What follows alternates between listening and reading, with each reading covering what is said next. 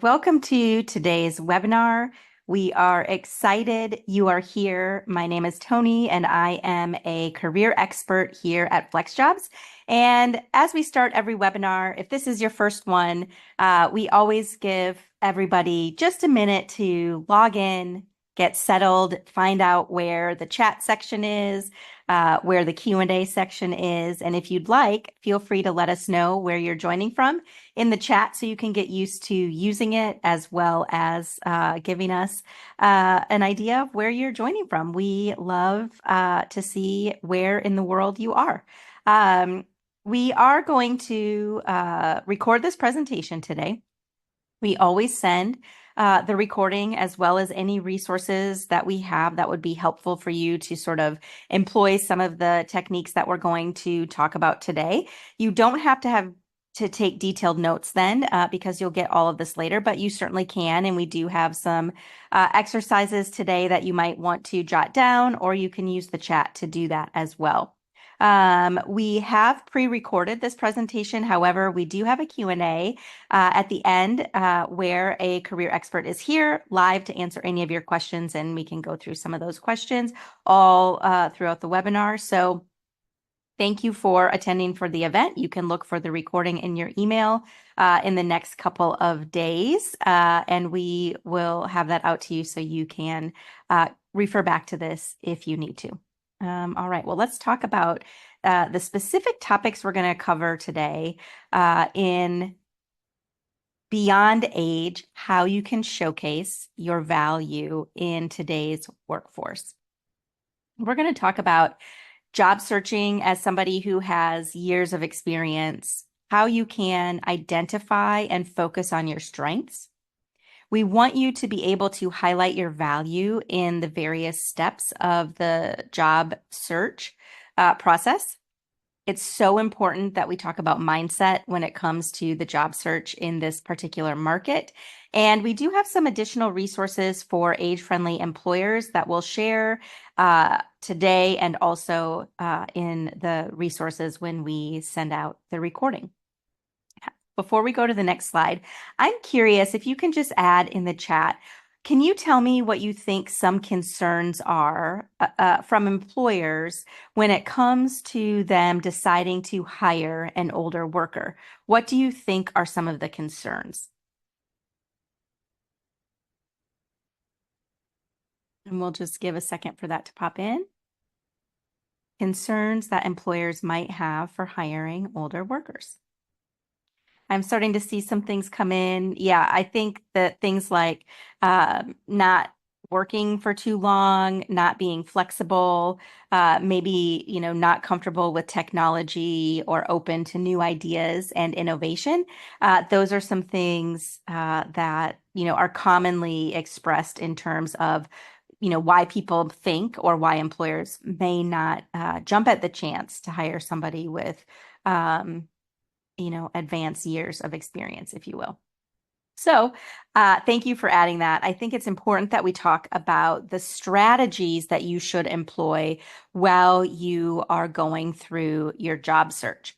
Now, each of these strategies that we have on here, we're going to talk on their own slide. So we'll briefly talk about them today. And I just want to remind you now, I'll remind you throughout the webinar, but we also have specific webinars on ageism in terms of how to, specifically on a topic, a whole webinar on interviewing as an older worker and writing your resume as an older worker. So these are some resources that you can explore after this too, and we'll go over some of the key high-level points here as well. But when you are starting a job search, or if you've already started, brainstorming companies and types of roles that might work for you in your next role. You might be going back to work. You might be wanting to cut back and work part-time. You want to really sort of create a targeted list for yourself so that you can really focus on your job search, because from that list, what you're going to do is be able to then figure out what is the best way to market myself in terms of your resume, your cover letter, and your LinkedIn profile and things like that. What are the best ways that you're going to network? Do you need to have a brag sheet, which we'll talk about later?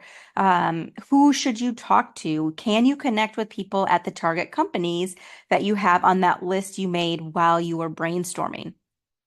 Being flexible is so key, not only in this market, but as somebody who has worked for, a dozen plus years. You want to allow yourself to be comfortable in order to try something new. You don't want to be afraid to do that. You could decide to upskill or return to school. Maybe you want to go from full-time to part-time, as I mentioned. So these are things to think about, as well as your relevancy in your industry. Do you need to upskill? You, at the minimum, need to make sure that the skills you have and the tech specific needs that you, for the type of work that you want to do, are up to par. Then, as you're going through your strategies, of course, you're going to be practicing popular interview questions, which we'll go through a little bit later, specific to being an older worker. And again, I mentioned mindset. Having a positive attitude, remaining optimistic is really paramount to the success of any job search right now. Okay, so as we talk about brainstorming, I've given a sneak peek of some of this already, but you do want to take some time to do some research and self-discovery. So often when somebody is looking for a job, we just start looking at job listings and applying to jobs. And that, because that's what we want a new job. But there is some pre-work, if you will, to be done that can make your approach to your job search, make the efforts that you put in much more fruitful. So you want to, identify companies that you want to work for, that you like their culture. Also, do these companies hire older workers? There are companies out there who have made a commitment to do that. Think of the roles that you've done and the career knowledge that you have, and what appropriate next steps might look like for the goals that you have over the next several years in your career journey or your professional life. You want to have an idea of what you are looking for before you start, because this market demands that. And if you aren't clear on what you want, it's going to be hard for employers to really feel confident in what you can give them if you don't come across as someone who knows what they want and who is confident that they can do it. So you need to know all of those things going in, and you need to have that in line in order to put out your plan and in order to start doing some of the things like marketing yourself. So networking and your job documents, we call them, like resume, cover letter, brag sheet, LinkedIn profile, those types of things are really important. And as I mentioned, we do have webinars on each of these topics, and so I encourage you to seek those out. In general, you want to make sure that your resume is updated. You don't need to, and you shouldn't share every single job you've had for the last 20 plus years, unless the job you are applying to requires 20 or more years of experience. Just 10 to 15 years is plenty to include on your resume. You want to make sure your resume has minimal formatting and it is in the correct format for applicant tracking systems. That means you don't want to have a headshot on your resume. You don't want to have the line references available on request. Your physical address shouldn't be on your resume. These are some things that may lend people to kind of think or lean into wondering how old a candidate is. Your cover letter should be short and to the point and share a little bit more about your career story, where you can control the narrative. Some people recommend a brag sheet. This is like a one-pager. I guess you could also call it an executive summary, whether or not you're an executive, but these are just some career highlights that if you go to a networking event and you don't want to hand out your resume, this sheet is sort of like a more snazzy version of your resume, if you will. And of course, your LinkedIn profile is a digital or social proof of who you are, and it should be updated and current. And you want to have a current headshot. You want to have the cover photo or the banner in the background updated as well, because that shows people that you know how to use the technology. So these are some things you need a marketing hat whether you're in marketing or not when you're in a job search, because these are your marketing materials. It's important to be flexible when you are in a job search right now and relevant, which we briefly discussed on that first slide. But things like learning new things, learning new skills, maybe AI is something that is having an impact on your industry and you need to explore or upskill in that area. Are there certifications that have come out that would be helpful for you to pursue and earn in order to be a competitive applicant?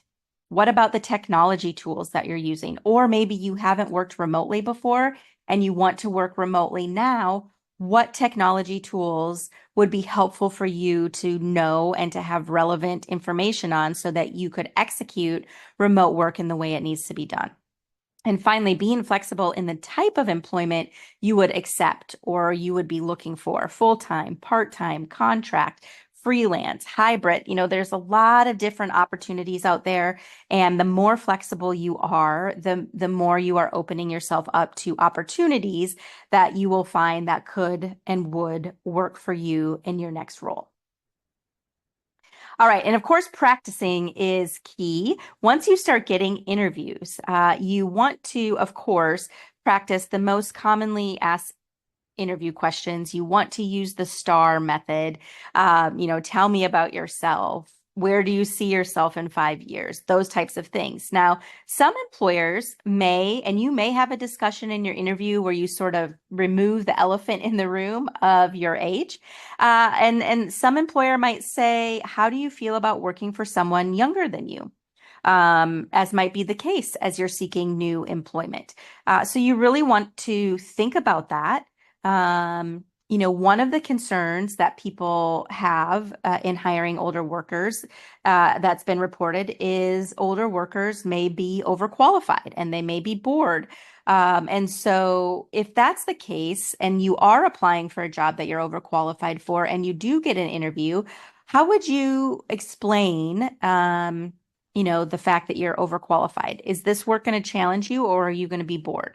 And how long do you plan to keep working? Which is another version of where do you see yourself in 5 years? And of course, answering that question, how long do you plan to keep on working? Our advice would be to sort of leave that open-ended, like there's not necessarily an end date, 5 years or whatever, that you're really looking to contribute to an organization, to use the strengths that you have over the course of your career to contribute and really make a difference in the lives of, those that this organization serves. And so you would like to, continue to work, continue to make a difference and, kind of leave it at that.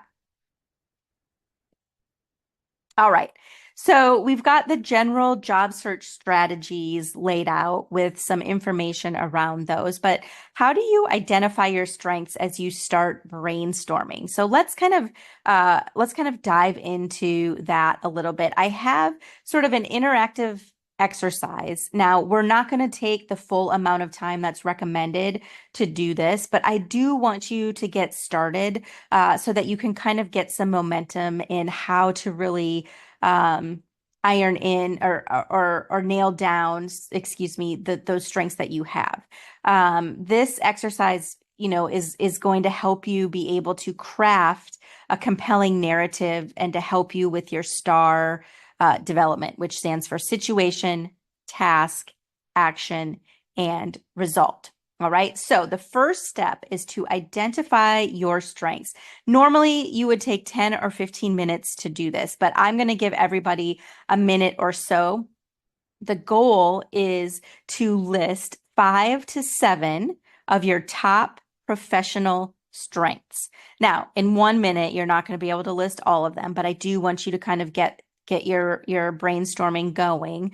5 to 7 of your top professional strengths. Consider skills that you've developed over your career, different soft skills, and unique experiences. So I'm going to give you a minute to kind of think that through. Feel free to add to the chat if you're comfortable. Otherwise, just jot it down where you are.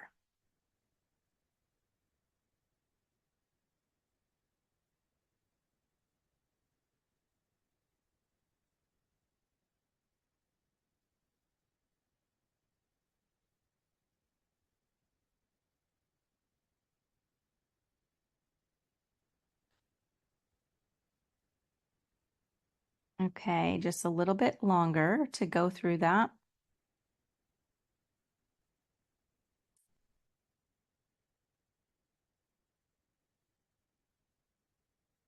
Okay, great. Perfect. So this is kind of just getting your mind going and thinking about those top professional strengths that you have. The next step would be mapping. So for each of those strengths, when you sit down and do this all the way through for every strength, what you're going to do is write down two or three specific examples or situations where you demonstrated that strength. Bonus points if you can include quantifiable results or any impact on those examples or with those examples. So I'm going to give you guys another minute to maybe flesh out one of the professional strengths that you wrote down so you can kind of see how this process works.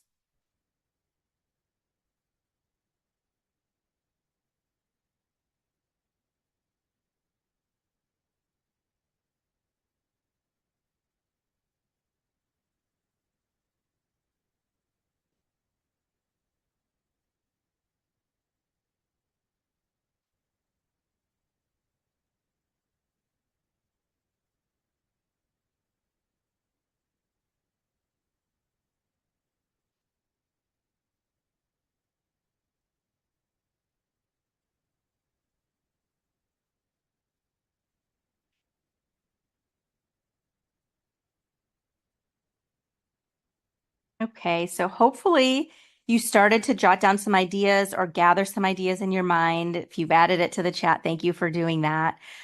This sort of then helps you or will help you continue on to creating your STAR examples: situation, task, action, and result. So this can be used not only to get started in your job search and identifying your strengths, but as you land interviews, working through the most popular interview questions or the interview questions that you're going to practice before going to that interview.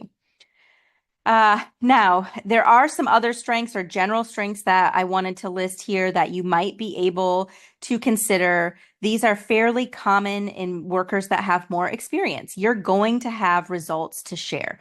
You should have results to share over the course of your career. You can likely share instances of being adaptable and even think about the diverse experiences you've had. The workforce has changed a lot over the last 5 years. I know that it's changed a lot over the last 20 years. So there are a lot of things like the people that you've worked with, the technologies you've had to use, the evolution you've had to make as your role and your company has evolved with the times, if you will. So these are some examples of additional strengths you may be able to flush out, as well as things like your capability and work ethic. The value, what in terms of what do you bring to an organization? You can be a mentor. You have experience transitioning from one role to another, different things like that. You can highlight the skills you have that are up to date and also your motivation to continue to contribute to an organization and a team. So these are just some ideas. I would love for everybody to finish that exercise once you get the presentation back or after this. It should, maybe take a half hour or so, but it is very much time well spent to help you really identify who you are and what you want in your next role. Okay, so how do we highlight our value and our strengths?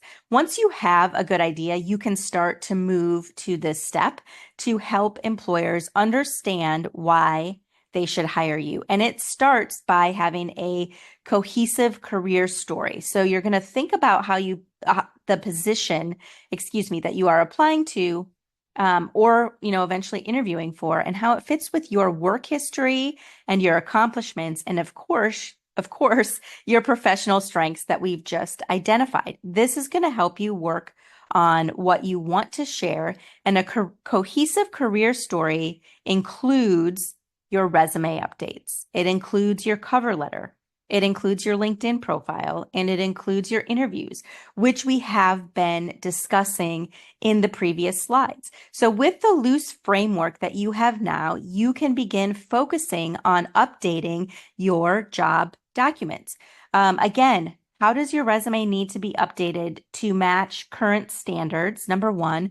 Number two, does it highlight those professional strengths that you have that are also relevant to the jobs that you will be applying for? Now, I cover letters are a hot topic in this space right now. Some people want them on hiring teams. Some people don't look at them.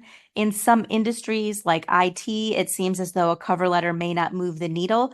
However, for people who are changing careers, returning to work, maybe trying to find a job that's at a less senior level than where they currently are, a cover letter can be a really nice supplement to your resume. And again, it can give you more control over your career narrative and what an employer knows about you. It fills in more blanks, essentially. We've also mentioned LinkedIn profile in terms of your picture and your banner, but also the about section, the experience section on LinkedIn, the skills you're highlighting. Anything that you have on LinkedIn is fed into the mysterious LinkedIn algorithm, where recruiters and hiring teams can source candidates. So the skills that you include, the verbiage that you use, the job titles that you have, all of that matters. So make sure that you are taking time to do that. And in terms of interviewing, I have a slide just for interviewing. So you may decide to address being overqualified in an interview. I don't know that you need to do that on your resume or your cover letter.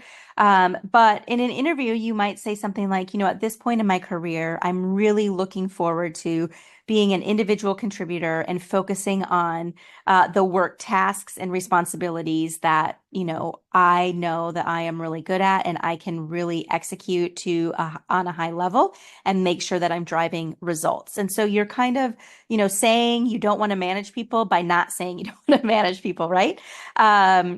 You should think about what are some of your career development goals at this stage of the process. And that's totally fine. And you should have some goals in the roles that you're interviewing for.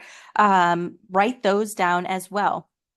One of the things you'll be given the opportunity to do, almost every interview, is ask questions of them at the end of the interview. So you want to be prepared with those questions. That shows an employer that you've thought through what it might be like to work there. You're interested in learning more information about the team. You might ask questions about how the team collaborates. What background are some of the other team members from? And, is it, something, how do they, solve problems or make sure projects get done and completed on time? The other thing I think is really important as you're going into an interview, especially remote interviews, practice the technology with the technology you will be using on your interview, because that is something that you don't want to trip you up or have any issues on the day of the interview. So maintain your confidence, iron out any of the kinks to the best of your ability before the interview happens. Make sure you're well prepared, and that will allow you to be your best self and to execute as your best confident self as you go through the interview. All right, we talked a little bit about mindset and why, not why, but it matters, because the job search right now is tricky. I would say it's strenuous, it's competitive. And so staying motivated and maintaining a plan is important, because it can be energy depleting to be in a job search for a long period of time. So there are some key things that I think can help you keep your motivation where you are, but you have to be disciplined to do these. So you want to set goals around your job search. You want to have a routine, and you want to keep organized. That's going to look different for everybody. Some people use spreadsheets, some people use pen and paper. Whatever's going to work for you is what you need to use in order to execute this. Now, we've talked about networking and upskilling all the way through this presentation, but again, this is going to help you stay motivated as well. Reaching out to people within your network. There might be people in your network that are looking for assistance as well, and there is no better way to network than offering somebody, hey, can I do anything for you? Can I help you with anything? So these are some things that can help keep the motivation up. Also, having that growth mindset and continually learning new things like upskilling, um, reading, those types of things can continue to build your confidence and your motivation as you're going forward. Having a supportive network, personal, of course, and otherwise, while you are going through a job search matters. It's important for you to celebrate small wins. Like if you've never tailored your resume to a job application before, just doing that, you should celebrate because it does take a process. If you haven't interviewed because you haven't applied for jobs in 10 years and you get your first interview, celebrate that. Don't even wait to hear if you get the job offer. Celebrate the fact that you're making progress in your job search. Small wins will build to the big wins, and that is what's important. It also will help you stay positive, and being resilient in a job search right now is also something that is critical because you will likely apply to jobs and not hear back from employers. You will likely apply to jobs and get an interview and not get an offer. You will likely Most people, I would say now, are in a job search for months. And so it's hard. It is hard, but you have to keep going. You have to have that resiliency to get up every day or, whatever your action plan says in terms of the tasks you're going to execute each day in your job search. You want to exercise that resiliency so you can get that done. And hopefully these resources and strategies will help. Some of these resources, age-friendly resources, may be helpful for you too. If ageism is a concern of yours, there are really great resources out there. We've talked about this in other webinars, but I do want to call out again the Age-Friendly Institute. Their website has a list of the word I would say is CAFE, but it stands for Certified Age-Friendly employers who have made a commitment to hiring older workers. You can also go to the AARP website. They have a career section on that website as well as age-friendly employers there. This can help you, of course, with your brainstorming. So you might start here looking at these websites that I've listed, at least 3 of them, the Age-Friendly Institute, AARP, and FlexJobs, to then go back to your brainstorming and identify what companies might you want to target. Also, company websites, once you have that key list, they can give you a good sense of who they hire by looking at their career page, looking at LinkedIn profiles. You might not be able to glean a ton of information, but at least you can get a little bit of information to make some inferences there. FlexJobs has so many resources and articles on ageism on our blog. I have plugged and mentioned the multiple webinars that our team has on ageism as well. So please seek those resources out because they're very helpful guides for you as you sort of navigate through this process. All right, so what do you do next after this? You want to finish that exercise and go through the self-discovery and research process. Even if you are in the middle of a job search, if you haven't done this step, or if you've been in the job search for a while, maybe going back and doing it again will help shed some new light and maybe give you a new energized focus on where to go next. We talked about marketing, so it's important to update those job documents, those materials that you have, and of course, having conversations with people in your network, reaching out to them on LinkedIn, text, call, all of those different ways work really well. And then what you want to do as you're going through this process is you want to kind of track and evaluate how everything is going. Make adjustments as needed and hang in there. All right, as promised, we are going to get to our question and answers in just a second. A reminder, the email address that you used to register for the webinar is where you will receive the recording, and that should come in the next couple of days. So be on the lookout for that with the resources. And let's go ahead and get to our questions. Make sure you're putting those in the Q&A section, and let's see what we have.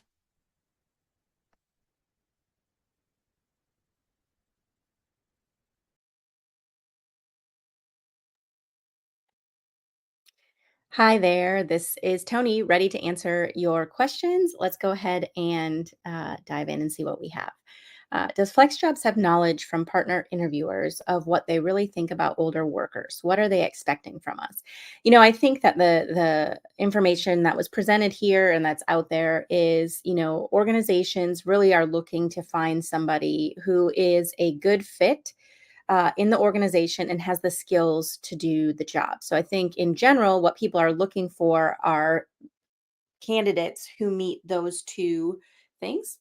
From older workers, it just depends. It's obviously age is a protected class and cannot be discriminated against. And so the thought would be that that wasn't happening, right? I think that in this market, employers are looking for people who are really um, and what they're always looking for is the person who's the best fit for the role. It is a competitive market right now. So if you are concerned about your age, I think highlighting your relevant skills that you have, the experience in terms of diversity of experience, the results that you provided, some of the things that we talked about in the presentation are going to help you be able to level up in an interview situation. Oh gosh, what age is considered old in the job market? I'm not sure, but I know that in the United States, anybody 40 and older um, is a protected class. So I would say 40, sadly. That doesn't feel very old, I don't think. All right, how to identify older worker-friendly companies? Well, we talked about that at the end of the presentation. AARP and the Age Friendly Institute have um, lists and organizations and information on their sites about that. FlexJobs does as well. If you go to the handout section in Big Marker, you can preview those links right now. And of course, we will be sending those to you in the recap. So that's how you can sort of start to make your list of companies. I'm currently 73, spent most of my career in high tech and tech management. 10 years ago, I semi retired and served as an employment specialist for people with cognitive disabilities. I am now partially disabled and looking for something part time and remote. I have been learning to use AI. Any ideas on how to proceed? Should I emphasize my wisdom?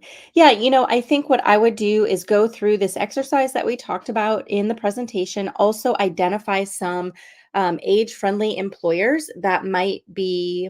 Um, a fit for the type of work you're looking for.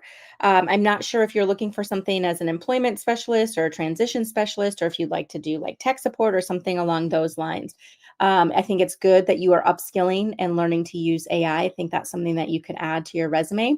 Emphasizing your wisdom, yes, in the sense that when you're, kind of talking in your interview about, the experiences you've had and the growth that you've made through the evolution of what your career field has done. Certainly, somebody in high tech and tech management really has the wherewithal to kind of roll with the punches, as they say, because tech changes so rapidly and is continuing to do so.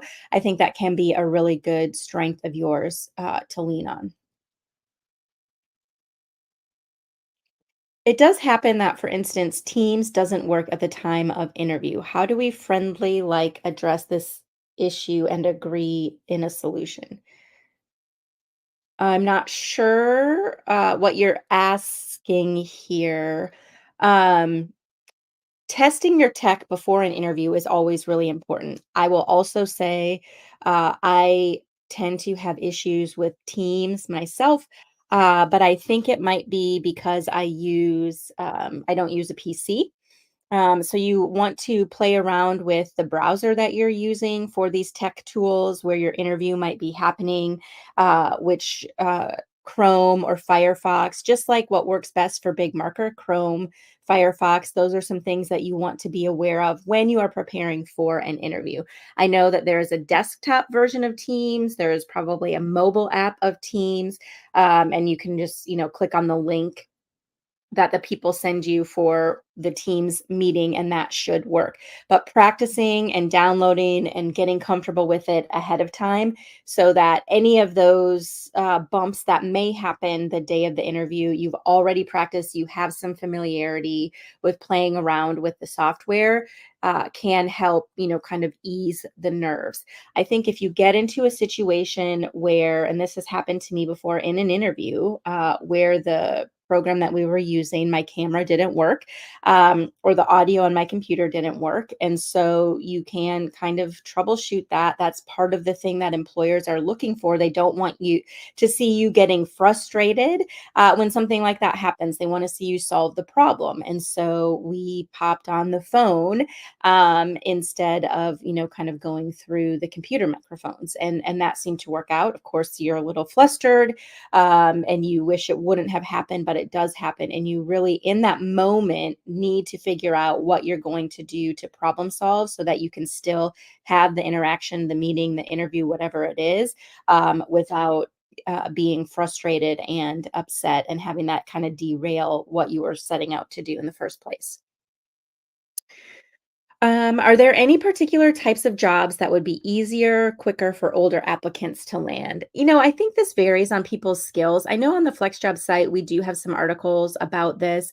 A couple of things that pop up a lot, and this is just from the article that I'm remembering, are things like bookkeeper, tutor, kind of customer service type roles. So those are some things that you might want to look at. I think now, this time of year, there tend to be some seasonal jobs that are posted. Now, not as many seasonal jobs are probably fully remote as, part-time remote jobs that are posted, but there are some remote seasonal jobs out there.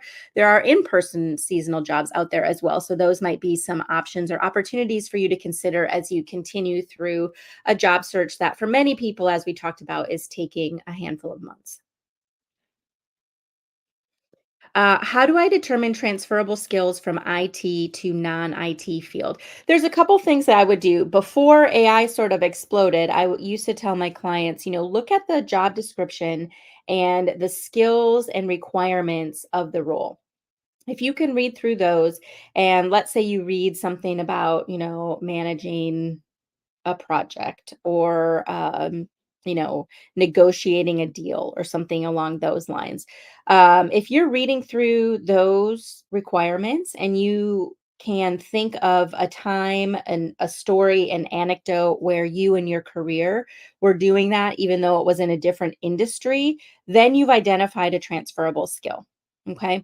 So you're going to kind of go line by line with the skills and see, oh gosh, did I ever do this even though it was in a different industry? And the answer might be yes, and it might be no. If it's no, that's not a transferable skill for that particular job you want to apply for. Now, with AI, and tools like Chat GPT, Perplexity, there's many different ones, Gemini out there.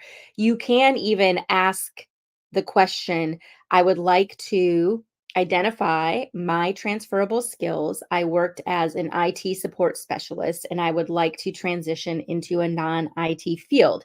Here is my resume. Copy and paste your resume. What are some ideas for jobs I might consider? Or what are some ideas of what my transferable skills are to a job outside of IT? And see what those tools share with you, because that can give you some ideas for brainstorming as well. What about the difference between, I think this is chronological resume versus a skills resume? So most hiring teams really don't love a skills resume. It the idea is that people might think that there's something that you're hiding about your work history. Not to mention that applicant tracking systems really do like dates of employment. And so if you're using a skills-based resume, that's often not there. Reverse chronological or a hybrid version is the gold standard, if you will. So I would do that if at all possible. What if you have several careers that you have done and could apply for, like interior design, legal assistant, data entry, and new interests that you want to try out? Social media management and travel agent. Well, I think that if you want to do social media management or travel agents, you might be able to do some volunteer work or some independent contracting or freelance work. I think that one of the things that you need to do is be very focused in your job search. So you might have, if you're still interested in interior design and data entry, you likely need to have two master resumes, one that's focused on interior design work and one that's more focused on data entry. And then you will update and tailor the appropriate resume for the job that you are applying for. If you want to try out social media management or travel agent work, I would think about those job descriptions and what you see and how you can upskill to be a more competitive applicant in those roles and then tailor your resume accordingly. Do you have tips to match job search with resume? Okay, so I think yes, if I'm reading this correctly, if you are looking for a specific job and you're not sure maybe what job title you would look for, I would do a job search based on keywords or skills that you have. Like if I would ever look for a new job, I might search jobs that require public speaking because that's something I really like to do. And so that would be my first skill that or keyword that I would use. And then I might do something like leadership, public speaking plus leadership to see what jobs are out there in any industry that require that skill. So you can take the skills that are on your resume or skills that you would like to leverage in your next role and use those as keywords in your search to see what jobs might be out there for you. Any certified age-friendly employers in Canada. I'm not sure. You'd have to go through that full list. I don't have it in front of me, but you may also do a Google search for that as well to see if there's anything that you can come up with. Websites look positive, but former employees' reviews are not. Can the older worker trust the company for a potential job? When you are doing company research, this is something that, which is something that is highly recommended. You always want to do as you are looking to find employment, right? Um, Glassdoor is one of those sites where employees past, present, future people that have interviewed can leave reviews. I would say negative reviews take with a grain of salt because most people who have kind of a bone to pick are more likely to share that anonymously behind a keyboard than people who had a really great experience. So sometimes it's lopsided to the negative. Now, having said that, it is something that does require a little bit more research and delving into to see if this is really something that is and should be a concern. You can find out some more of this information in an interview and the vibe that you feel when you're there. I would look at LinkedIn profiles of people that have worked at the company, maybe in the area that you are looking to work, and see how long they've been there or what the turnover might be. You're not going to be able to get, people at this company average 1.5 years, just by looking at a few profiles, but you might be able to get a sense of, what's out there. So look for those reviews. You could also then go to like the Better Business Bureau or do a Google search for news on this particular company or what it's like to work there and see if anything might be corroborated in other areas too to kind of help you form your opinion. I think the interview is a really great way to do that. You should come with questions about what it's like to work there, what the biggest challenge on the team is, how they handle cross collaboration, those types of things. So you can get a sense for what it might be like to be a member of the team at that organization. What is the difference between contract jobs and freelancing? Well, they're both non-employee roles. A contract job might be a job that you do full time for 6 months, and then you look for another contract job. You can still have a freelancing job that's like that as well, but freelancing, you might be working on 3 or 4 or 5 projects at a time.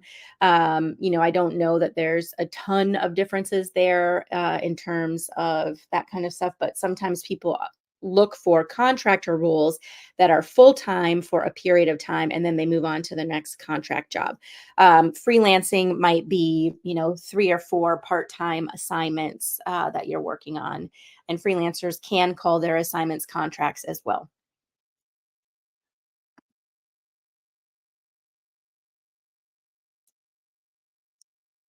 What if you have high anxiety and difficulty taking online exams as part of the interviewing process? Keep in mind that you know the answer to these questions as you have plenty of experience, but panic due to high anxiety. I think that you'll have to do definitely, this is something that needs to be managed, and everybody manages anxiety and, kind of the anxiety that creeps in when you're doing an online exam as part of the interviewing process. You really have to do the best that you can. You have to make sure you set up your environment in such a way that is going to be conducive to helping you succeed in that type of environment, whether that means you do it first thing in the morning when you're up and you're at your sharpest, or maybe it means it's in the evening. One of the things that I think is really great about online exams or one way interviews is you really have the opportunity to do that at the time of day that works the best for you. Also, you should feel confident that you are in the process as a finalist for the job. They want to know more about you because they really like what they've seen. And so you really just need to verify for them what you have already shown them. And so, hang in there. If there's breathing exercises, there's different apps like the Calm app, Headspace that might be able to get you in a good space before you start that. Those are some of the things that I would recommend going forward, and good luck to you. All right, that's our time today. Thanks for being here today. This was our a new webinar today, so hopefully it was helpful for you. We're always excited when you're here. We have more webinars the rest of this week, so we hope to see you at those. And until then, we will be on our way. You can look for the recording in the next few days. Thanks.